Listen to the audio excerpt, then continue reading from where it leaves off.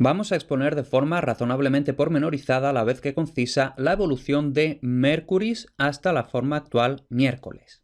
Esta es de hecho una evolución bastante sencilla donde lo realmente importante son las notas, los apuntes que voy a ir haciendo. Entonces, desde Mercuris hasta miércoles, lo primero que tenemos aquí es que realmente el étimo clásico es Mercurii, es decir, con dos i's y además con el acento en la U, Mercurii.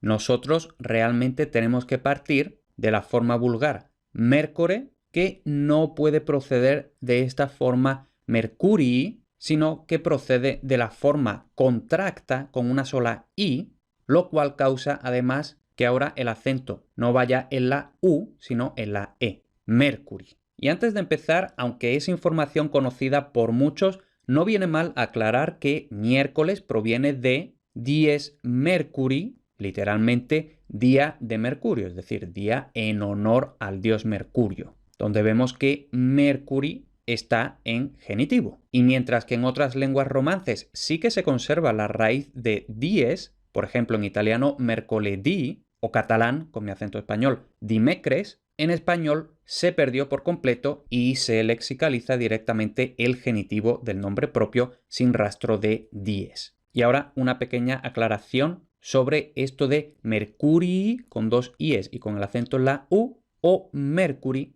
con una sola i y el acento en la e. Lo que podemos llamar el genitivo escolar es Mercurii. Y si ese hubiese sido realmente el étimo para el español, habríamos tenido, por elucubrar, algo así como Mercoles, llana y sin diptongo. Entonces, para llegar a miércoles, esdrújula, según la regla básica de acentuación latina, la famosa regla de la penúltima sílaba, tenemos que haber partido del genitivo contracto Mercury, que en esta explicación incluyo en la fase vulgar pero de forma totalmente ilustrativa, por simplificar. Esta forma contracta era perfectamente normal en la lengua clásica. Bastante preámbulo. Continuamos con la evolución. Vemos aquí que tenemos muy pocos cambios vocálicos realmente y de hecho ninguno consonántico. Cambios vocálicos, como siempre, el paso al sistema de 7 vocales tónicas 5 átonas sin oposición de cantidad y la apertura de U breve en O. Como digo, no tenemos cambios consonánticos. Ahora explicaremos de dónde sale la S de miércoles, si no estaba en latín.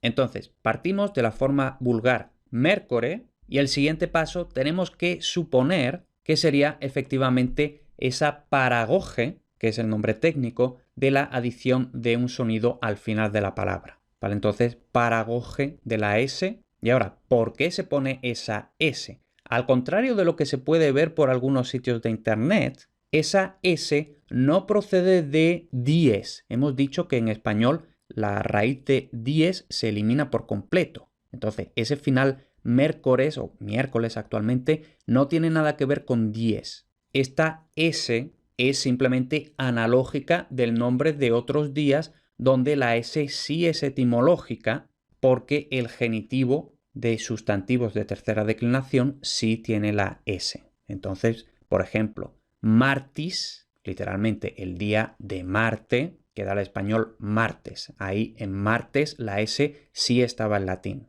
Lo mismo con Iovis, es decir, el día de Júpiter, que da jueves. Y lo mismo con Veneris, el día de Venus, que es lo que da viernes. ¿Vale? Entonces, en esos 3 días, la S final sí estaba ahí en latín. Y ahora, por influencia de esa S en esos días, en miércoles se añade la S que en principio no correspondía, porque Mercurius es un sustantivo de la segunda declinación. Entonces el genitivo no tiene S. Entonces, paragoge de S analógica del nombre de otros días.